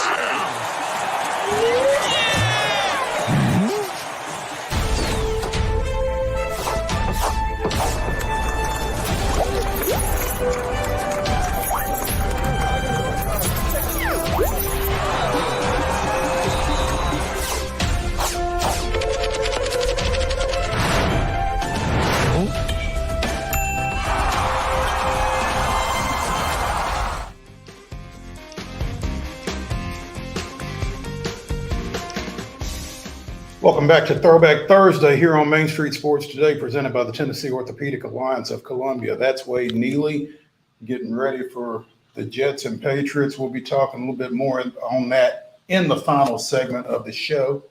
I'm Maurice Patton, and right now we're going to visit with Megan L. Hall of For the Win, talking a little WNBA. The final night of the regular season is upon us, and it's not without its dramatics as we've got three teams playing for one berth in the upcoming playoffs. And to help us, we don't need a whole lot of help breaking it down because it's really simple.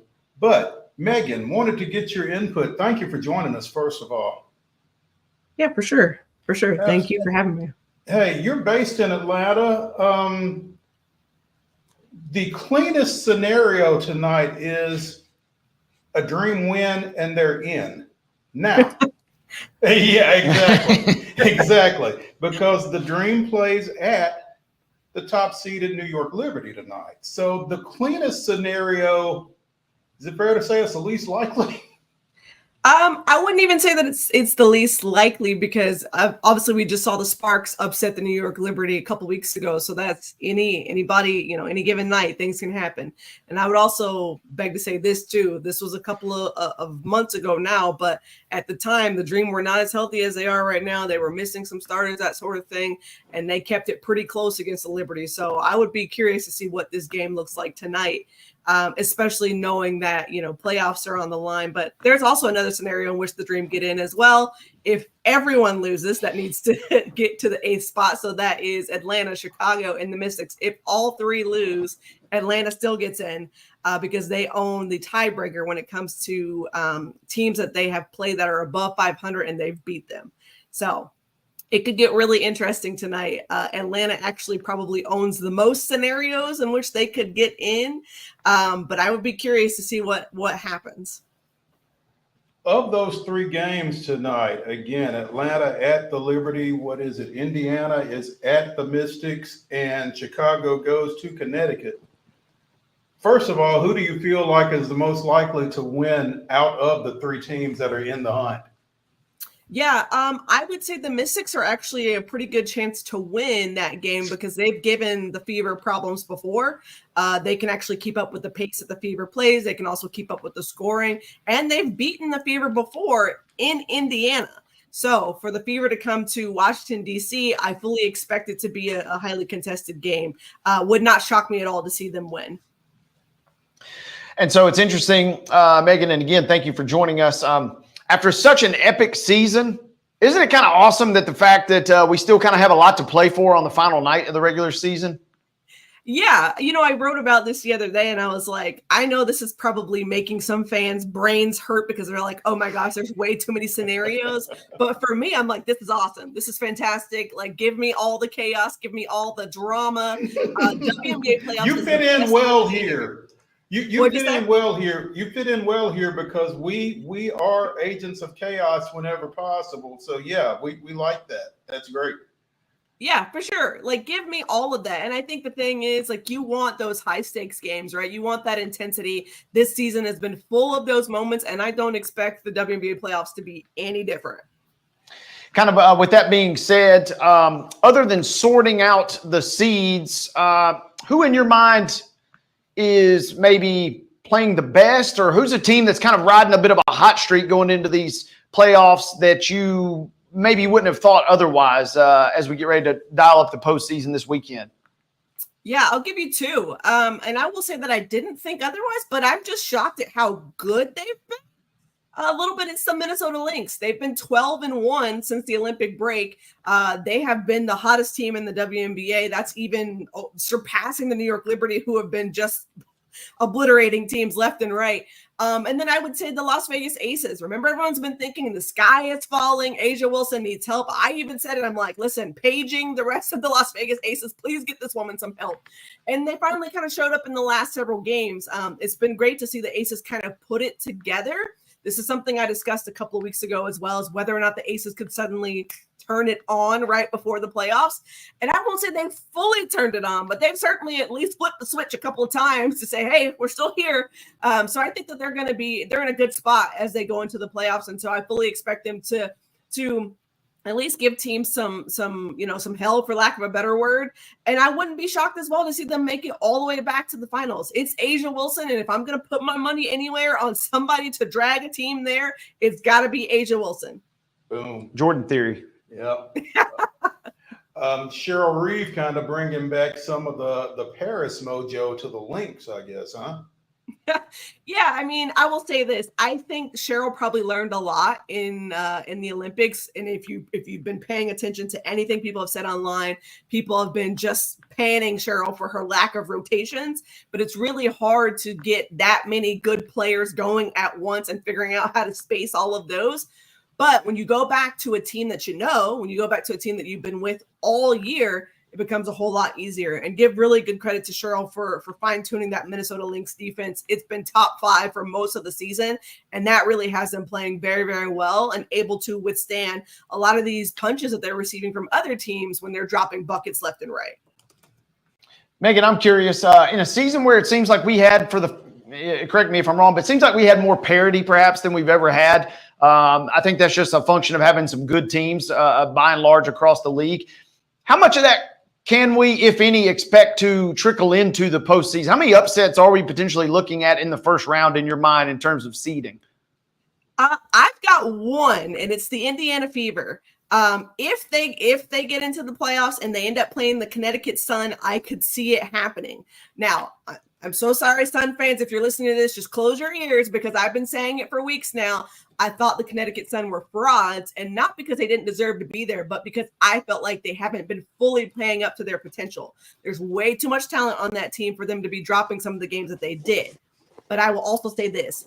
Indiana and the Sun have been a back and forth battle. And maybe, again, I love chaos. I want to see Dejanay Carrington against Caitlin Clark. That is like must-see television. Also, Alyssa Thomas against Aaliyah Boston. And then can Marina Mabry, if she's inserted into the starting lineup, or even if DeWanna Bonner gets going again, can they keep up with the Kelsey Mitchell on the floor, who has been an absolute force since the Olympic break? So I'm here for the chaos again. Like, I'm not going to be upset if there's an upset. Like, I think I actually prefer a little razzle dazzle in my WNBA playoffs. That's where I'm going.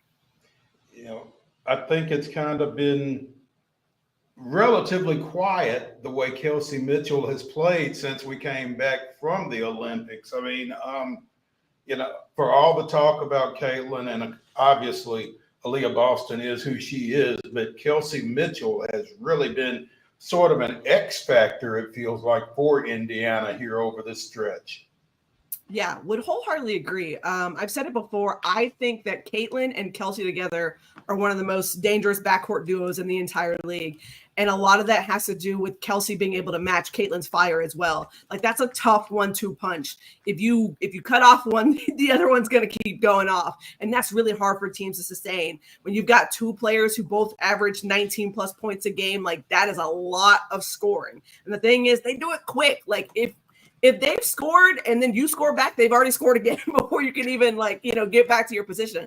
That's tough for teams to kind of keep up with. So I think Kelsey Mitchell deserves way more flowers probably than she's getting from fans, from the media, from everyone, because I think that she is really this kind of unspoken glue that holds the Fever together. And that's what makes them so special. Like, it's one thing to have 2 rookies of the year on your team. I'm speaking in the future and saying that Caitlin Clark will get rookie of the year. But it's another thing to have basically earth, wind, and fire on your team, and to have that just all going at once, and for teams to try to game plan to stop it, it's tough. And I welcome anybody that can do that. That was in the first round. Is there really any shot of a situation where we're not looking at maybe Liberty and take your pick of either Lynx or Aces in the finals? Who's a team that maybe could make a quote-unquote Cinderella run all the way to the championship round in your mind, Megan? Yeah, it's the Minnesota Lynx. If you remember from last season, they were pretty beat up going into the postseason play. They ultimately fell short because they hadn't been healthy, for most of the season. This season, they're healthy. They're playing lights out. I have them penciled in as my finals favorite. I recently changed that after watching just this tear that they've been on. The Liberty also have not looked as crisp probably as I would like them to. And watching the Lynx dismantle the Liberty very recently, Breanna Stewart goes off for 38, and it's not enough to keep up with the Lynx and how balanced they are on both sides of the ball. So if I'm putting my money anywhere for someone to go all the way to the finals, it's going to be the Minnesota Lynx. I think that probably gets a lot of people's attention. And if you weren't paying attention to the Lynx before, you will certainly do that if they make it there. I mentioned Cheryl Reeve and her Paris mojo. Nafisa Collier, much the same since the Olympics. Yeah, for sure. I had the pleasure of talking to Fee last year, and she told me, hey, I still want to win a championship. I still want to win an MVP. And I think she meant that, right? Like, she's been playing lights out since the beginning of the season. Obviously, she dealt with the injury right before the Olympic break, but came back healthy, came back still playing well on both sides of the ball. And she is the life and soul, I feel like, of that Minnesota Lynx team. They go as Fee goes. And so, just like Asia Wilson could get the Aces to the finals, I think it's going to have to be through Nafisa Collier to get the Lynx all the way there. All this talk about the Lynx, our good friend Willie G. Ramirez was touting the Mercury a couple of times on this program. Do the Mercury have any shot to pull one off in your mind versus Minnesota? Oh, you're going to make me cry now because I was so excited about the Mercury in the offseason. I love their acquisitions of Kalia Copper and Natasha Cloud. And they really just, they've been disappointing to me. I felt like they are a lot better than their record gives. I think you've even seen probably some other folks throughout the season say, hey, this is a team that could play spoiler to someone trying to get to the finals. But I'm not quite sure. At this rate, it all depends on the Mercury's defense. I think they've been able to keep their pace with teams that are under 500, but when they get to playing those teams that really have obviously, lots more pieces, they kind of struggle. So I'm out on the Mercury as far as making a deep postseason run. I'm so sorry, Mercury fans. Just again, close your eyes if you're listening. Close your eyes, close your ears if you're listening. But these are, this is where I'm at. And I think we have to be real about where we are. And is part of the being out on the Mercury kind of a maybe Brittany Griner and Diana Taurasi are their best years are behind them, maybe. Oh, I will say this. Brittany Griner and Diana Taurasi are still a bucket, right? They've still proven that they can score on any given night, right? DT can light you up from beyond three. Brittany can go to work in the paint. But I will say their efficiency obviously is down, right? And I think that, yes, we've seen better years from both of them. I'm not ready to say that Diana Taurasi will retire, although I do think the Phoenix Mercury are preparing as if she might. And the other thing is to remember she's been playing for 20 years, so that's a lot of seasons on her body.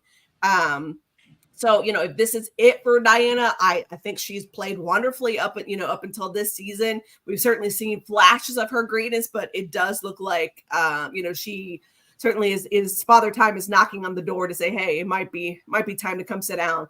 As far as Brittany Griner, I don't know if her best years are behind her, but I will say that she didn't look as dominant as I had hoped she would, particularly during the Olympic run.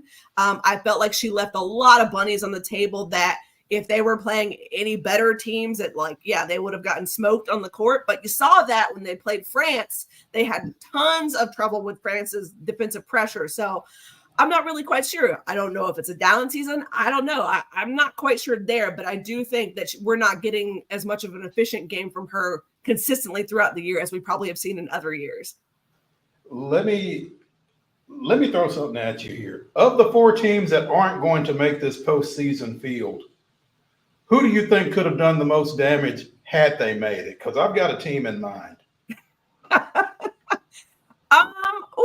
That's a good question. To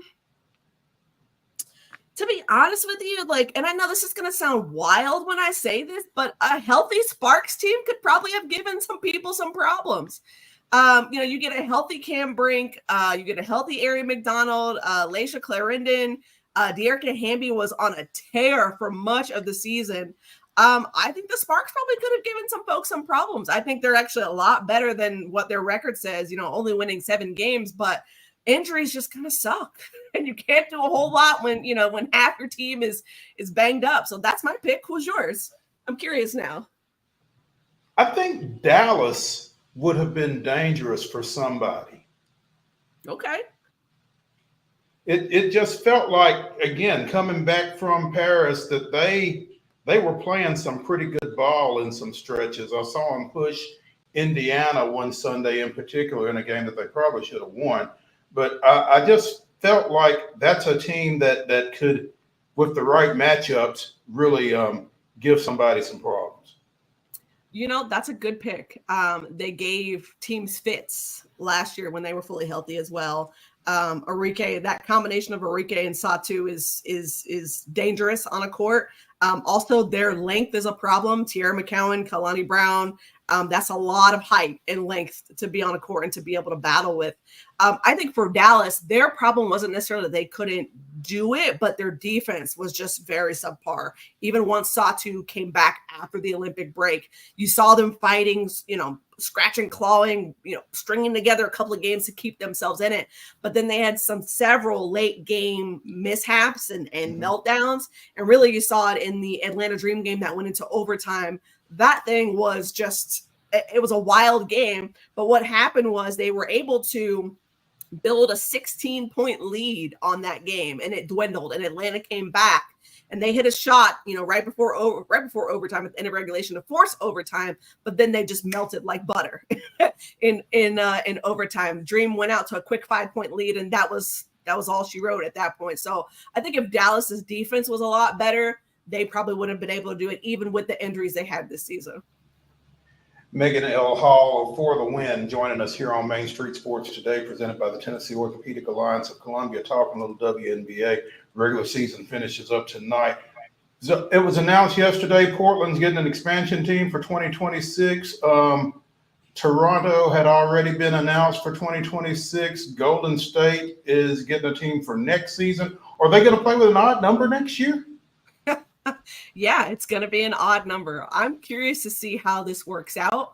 There might be definitely some scheduling hurdles to figure out with that. But I think once you get to 2026, when both Toronto and Portland come about, well, it'll be obviously a little bit better, but you'll still 15 teams is still a little odd as well. So I don't think you probably won't see this fully even out until 2028, probably, because that's the deadline they've given themselves to get to 16 teams. So you don't think it'll be any sooner than that? I think it'll be hard scheduling wise. Like, have you ever looked at a WNBA schedule? It's wonky. It's very wonky. There's lots of series where, hey, you got to play a team 4 times, or either you'll see certain days where there's 5 games on a night, 4 of them are all at the same time. Like, it's gonna get really hairy if you're gonna add in a 13th team, and then you come back and add 2 more.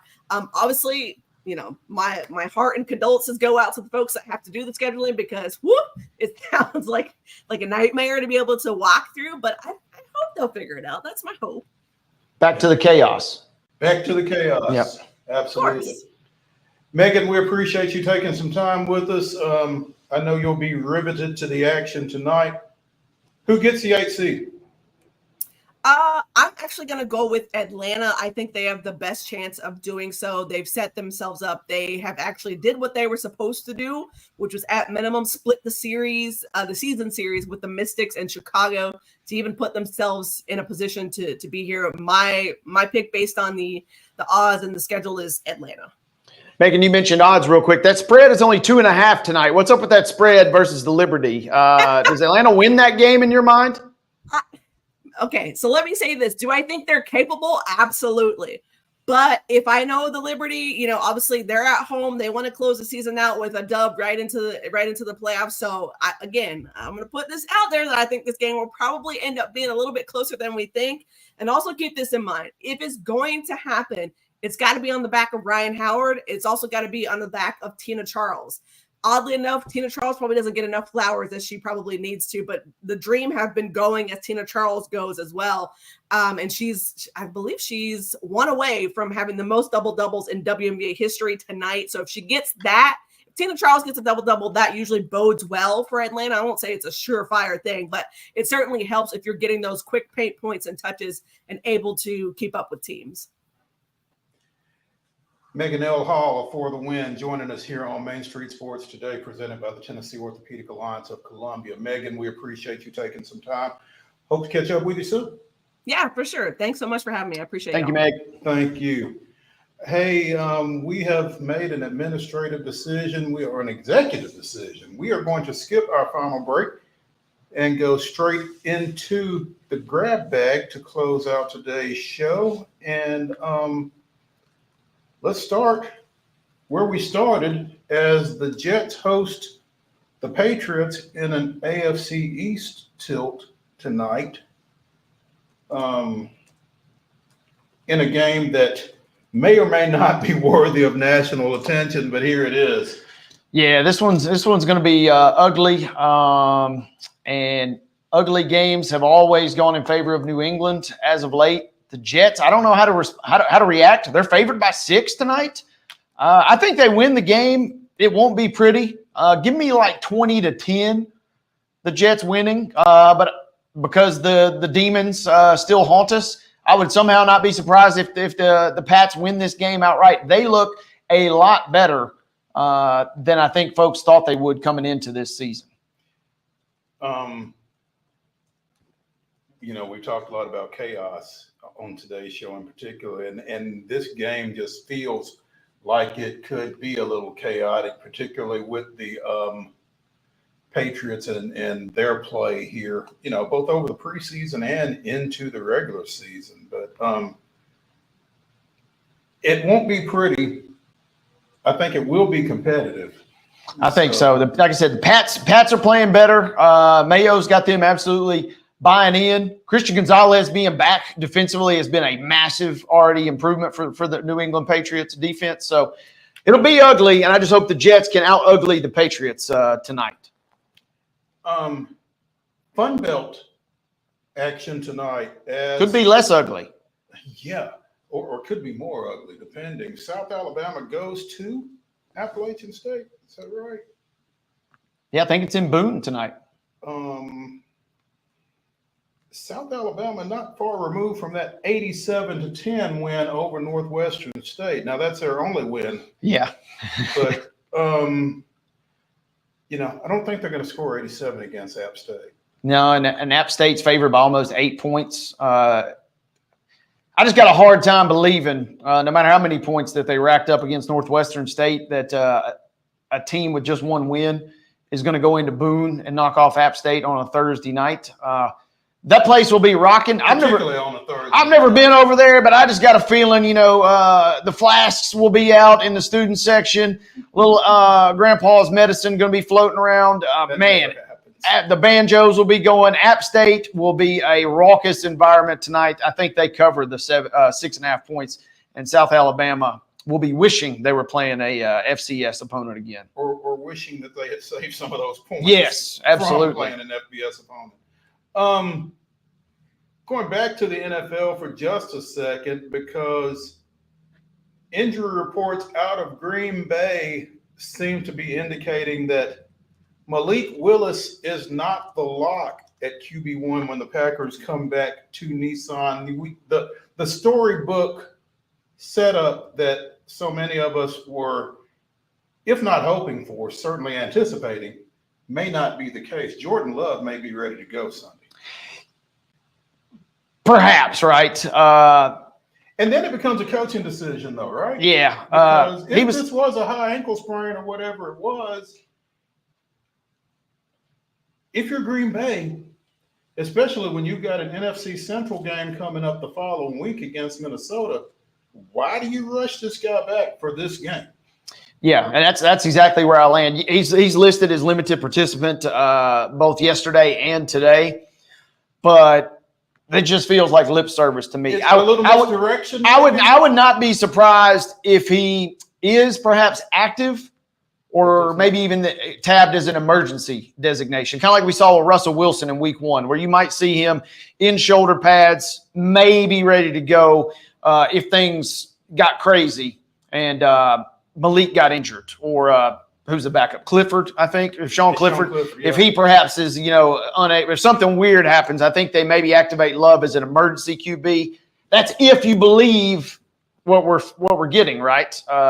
You know, the San Francisco 49ers have kind of proven that injury reports aren't necessarily always what they appear to be. So where do we land on this? And you're right, with the big NFC North showdown versus the Vikings next week. I don't know. Central? You were going throwback there. I was. I don't buy that he's going to see the field in any capacity Sunday, which keeps the fairy tale Malik Willis storyline open for him and his family and his supporters. It keeps the nightmare scenario open for the Titans going into Sunday. Yeah, man, how that.